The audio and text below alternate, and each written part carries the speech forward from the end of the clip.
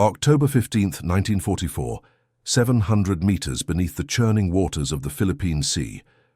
Commander Takeshi Yamamoto pressed his eye against the periscope housing, watching the pale morning light filter down through the depths as his submarine, the I-375, maintained perfect silence. The vessel's crew of 87 men moved like ghosts through the cramped corridors, their rubber-soled shoes making no sound against the metal deck plates. Yamamoto believed, with the absolute certainty of a man who had spent 22 years perfecting the art of underwater warfare, that his submarine remained completely invisible to the American fleet passing overhead. A conviction that would prove catastrophically wrong within the next 6 hours. Before we dive into this story, make sure to subscribe to the channel and tell me in the comments where you're watching from. It really helps support the channel. This is the account of how advanced radar technology transformed naval warfare forever, turning the ocean's vast anonymity into a transparent hunting ground where even the most skilled submarine commanders found themselves as visible as ships sailing on the surface. Lieutenant Commander Robert "Buck" Patterson stood in the radar plotting room aboard the destroyer USS Morrison, studying the green phosphorescent screen that had become his window into a new kind of warfare. The AN/SQS-4 sonar array, installed just 6 months earlier, painted a picture of the underwater world that would have seemed like science fiction to naval officers just 5 years prior. At 28 years old, Patterson represented a new breed of naval officer, one whose expertise lay not in reading wind patterns or star positions, but in interpreting the electronic signatures that modern warfare demanded. Contact bearing 270 degrees, range 4,000 yards, reported sonar technician First Class Michael O'Brien, his Irish accent thick with concentration as he adjusted the sensitivity controls on his equipment. O'Brien had grown up in Boston's shipyards, where his father had built destroyers during the First World War, never imagining that his son would one day hunt submarines using invisible waves of sound. The irony was perfect and terrible. While Commander Yamamoto congratulated himself on maintaining radio silence and running silent through waters he considered his domain, the Morrison's radar operators had been tracking his submarine for the past 3 hours and 47 minutes. The Japanese commander's adherence to traditional submarine doctrine, stay deep, move slowly, avoid detection, had become not a strength but a vulnerability in the face of technology he didn't yet understand existed. Patterson studied the plotting board, where Quartermaster Second Class James Mitchell marked the submarine's position with mechanical precision. Mitchell, a former mathematics teacher from Iowa, had joined the Navy after Pearl Harbor with no intention of becoming a submarine hunter. Yet here he stood, calculating intercept courses with the same methodical approach he had once used to teach algebra. The submarine's path formed a clear pattern on the board. The enemy commander was following pre-war Japanese naval doctrine, maintaining a depth of 600 to 700 meters, while attempting to position himself for an attack on the convoy of Liberty ships approaching from the northeast. "Signal the task group," Patterson ordered, his voice carrying the quiet confidence of a man who possessed information his enemy could not imagine. "We have a positive submarine contact. Begin coordinated approach pattern." 3,000 yards away, Lieutenant Junior Grade Sarah Chen aboard the destroyer USS Wainwright monitored her own radar display, watching as the Morris coordinates matched perfectly with her equipment's readings. Chen, one of the first women assigned to destroyer duty in the Pacific Theater, had spent 18 months mastering radar technology that most seasoned naval officers still considered experimental. Her technical expertise had earned her a position that would have been unthinkable before the war demanded every available skilled operator. The technological gap that was about to doom the I-375 represented more than just military hardware. It symbolized an entire transformation in how naval warfare functioned. American shipyards had produced over 6,000 radar-equipped vessels in the past 2 years, while Japanese submarine doctrine remained largely unchanged from tactics developed in the 1920s. The mathematical precision of modern detection equipment had replaced the intuitive seamanship that had defined naval combat for centuries. Commander Yamamoto, still confident in his invisibility, made the decision that would seal his fate. "Periscope depth," he ordered quietly, his words carried through the submarine's interior by the boat's communication system. Prepare for observation sweep. The I-375 began its ascent through the thermal layers that Yamamoto trusted would mask his submarine's acoustic signature. His sonar operator, Petty Officer Hiroshi Tanaka, reported no contacts. Their equipment, based on technology from 1938, simply could not detect the electronic emissions that were painting their submarine's position as clearly as if it was sailing on the surface with signal flags flying. As the submarine rose to periscope depth, every American radar operator within 15 miles watched its approach with growing anticipation. The three destroyers of Task Group 77.4 had positioned themselves in a perfect triangle around the submarine's projected course, their radar creating an invisible net that no underwater vessel could escape.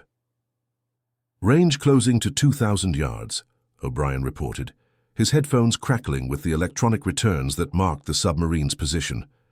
Contact maintaining course 290 degrees, speed 8 knots. Patterson allowed himself a moment of professional satisfaction as he watched the trap close around an enemy who remained completely unaware of his predicament. The submarine commander below was operating according to principles that had worked effectively in earlier conflicts, but the electronic revolution in naval warfare had rendered those tactics obsolete overnight. The moment that would transform everything came at 11:43 hours, when Commander Yamamoto raised his periscope above the surface and found himself staring directly at the bow of the USS Morrison, positioned exactly where Patterson's calculations had predicted the submarine would emerge. "Emergency dive," Yamamoto shouted, his 22 years of experience telling him that his position had been compromised through methods he could not comprehend. "All ahead flank, take her down to maximum depth." But the sophisticated dance of electronic warfare had already determined the outcome. Lieutenant Chen aboard the Wainwright had been tracking the submarine's descent since the moment it had submerged, her radar painting its position with mathematical precision regardless of depth or speed. The ocean that had once provided perfect concealment for submarine operations had become transparent to eyes that could see in spectrums invisible to human perception. Ensign David Mitchell, the quartermaster's younger brother serving aboard the destroyer USS Pringle, monitored the third point of the triangular formation that now surrounded the Japanese submarine completely. At 19 years old, David represented the war's youngest generation of radar operators, men who had learned electronic warfare as their first and only naval skill. His equipment displayed the same information his counterparts were receiving: one submarine, completely surrounded, with no possibility of escape. The technological superiority that doomed the I-375 extended far beyond simple detection equipment. American destroyers carried depth charge patterns designed through mathematical analysis of underwater blast effects, while their sonar could track submarine movements with precision that removed all element of chance from the hunt. The Japanese submarine, built according to specifications that emphasized stealth and endurance, had become a victim of its own design philosophy. In an era when electronic detection made stealth irrelevant, Commander Yamamoto found himself facing a tactical situation that his training had never prepared him to handle. His submarine's instruments showed no evidence of the electronic surveillance that had tracked his every movement for hours, yet the enemy destroyers above maneuvered with precision that suggested perfect knowledge of his position and intentions. The disconnect between what his equipment told him and what his tactical situation demonstrated created a psychological crisis that went beyond simple military defeat. "Surface the boat," Yamamoto finally ordered, his voice carrying the weight of a man who had come to understand that the war he had trained to fight no longer existed. "Prepare for surrender." The decision represented more than military pragmatism. It acknowledged that technological advancement had fundamentally altered the nature of naval combat. The submarine that had once been the ocean's apex predator had become prey to electronic systems that its commander could neither detect nor understand. Lieutenant Commander Patterson received the surrender signal at 12:17 hours, as the I-375 broke the surface within the triangle formed by his task group's destroyers. The Japanese submarine's conning tower emerged from waters that had provided no concealment from American radar, its crew facing a reality that traditional naval doctrine had not prepared them to comprehend. "Signal from the submarine, sir," reported radioman First Class Tommy Rodriguez, whose equipment intercepted the Japanese surrender transmission on international emergency frequencies. "They are requesting terms for honorable surrender." The irony of the situation was not lost on Patterson as he watched the enemy submarine surface completely surrounded by American destroyers. Commander Yamamoto had executed textbook submarine tactics with perfect precision, yet every maneuver had been anticipated and countered by electronic systems that rendered traditional naval skills obsolete. The Japanese commander's expertise, accumulated over decades of service, had become irrelevant in the space of a few technological years. Sonar technician O'Brien continued tracking the submarine even as it sat motionless on the surface, his equipment maintaining the electronic vigilance that had made the capture possible. The same radar arrays that had detected the I-375's approach could now monitor every movement of its crew, ensuring that surrender proceeded according to American terms rather than Japanese tradition. The boarding party that transferred to the Japanese submarine found a crew of highly trained professionals whose equipment represented the best underwater technology available in 1941.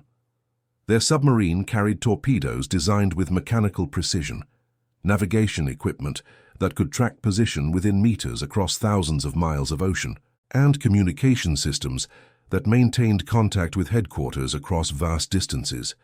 Yet none of this sophisticated equipment had been able to detect the electronic surveillance that had made their mission impossible from the moment it began. Chief Petty Officer Martinez, who led the American boarding party, discovered that the I-375 carried charts showing detailed knowledge of American convoy routes, schedules, and defensive patterns.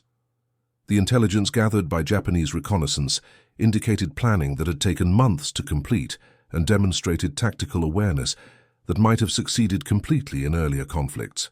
The submarine's mission had been conceived and planned according to naval doctrine that remained technically sound, except that electronic warfare had changed the fundamental assumptions upon which that doctrine was based. Commander Yamamoto, when he met with Patterson aboard the Morrison, proved to be a professional naval officer whose understanding of submarine warfare was comprehensive and sophisticated.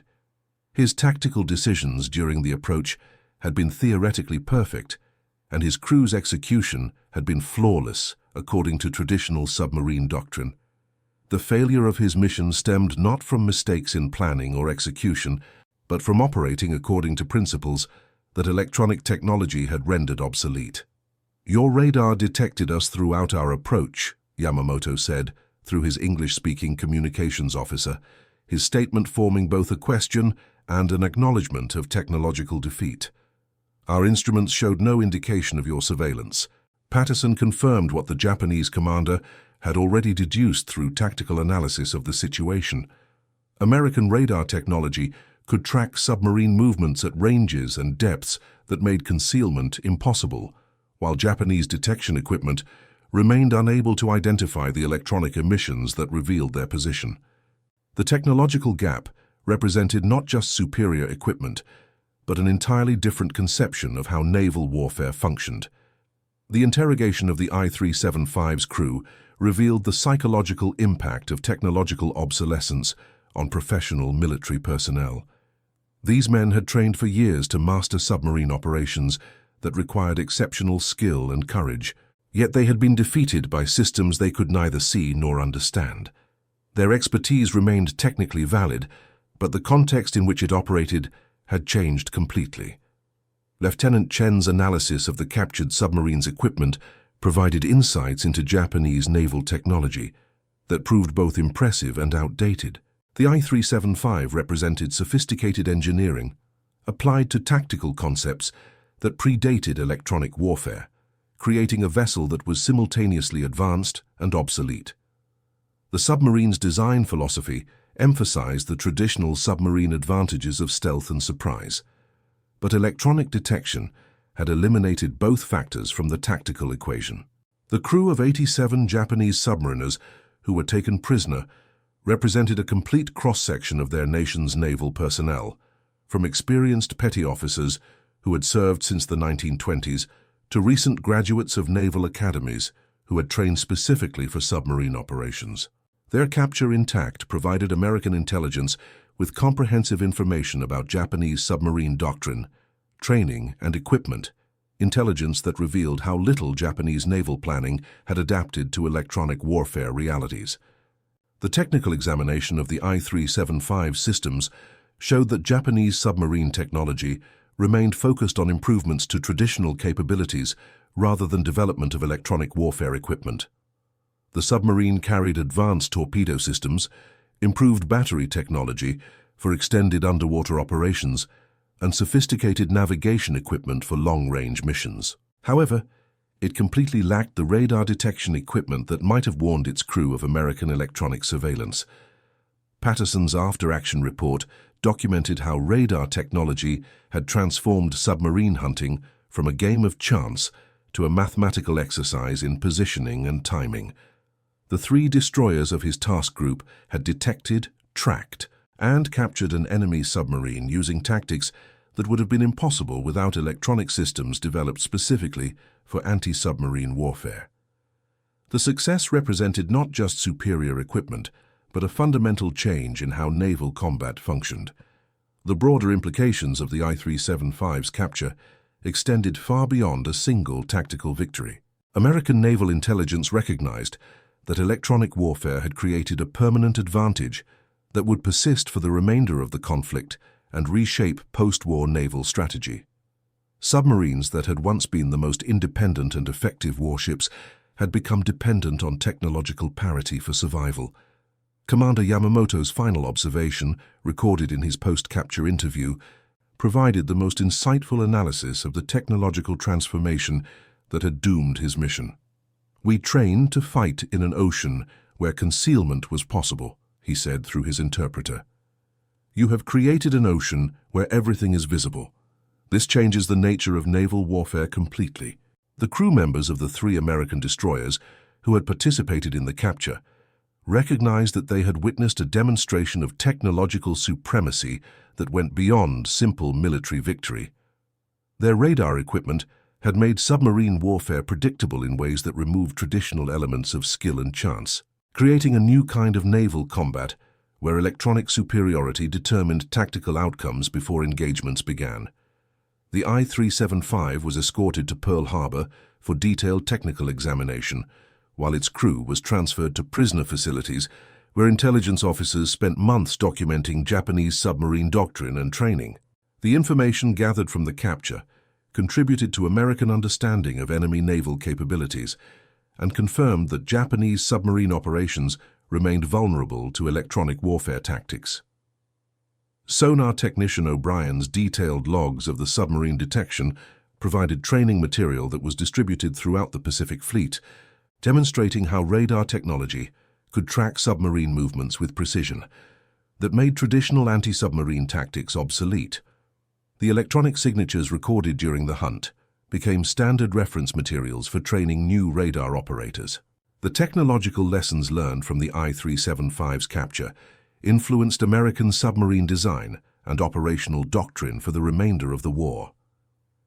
Recognition that electronic detection had eliminated traditional submarine advantages led to development of new tactics that assumed constant surveillance and required different approaches to underwater warfare.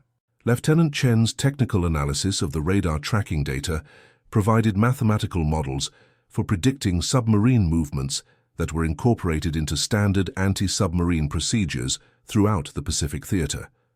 Her work demonstrated how electronic warfare required not just new equipment, but new analytical approaches to naval combat. The psychological impact on Commander Yamamoto and his crew, documented through extensive post-capture interviews, revealed how technological obsolescence affected professional military personnel who discovered that their expertise had been rendered irrelevant by developments they had been unaware of. The interviews provided insights into how technological warfare created new forms of military defeat that went beyond simple tactical failure. The fate of the I-375 became a case study in how electronic warfare transformed naval combat from a contest of seamanship and courage to a mathematical exercise in technological capability. The submarine that had been designed according to sound tactical principles and operated by highly trained professionals was doomed by technological developments that its designers and crew had not anticipated. 6 months later, the war in the Pacific would conclude with technological demonstrations that confirmed the electronic revolution in warfare had permanently altered military strategy. The atomic weapons that ended the conflict represented the same technological transformation that had doomed the I-375, the application of scientific advancement to warfare in ways that made traditional military doctrine obsolete.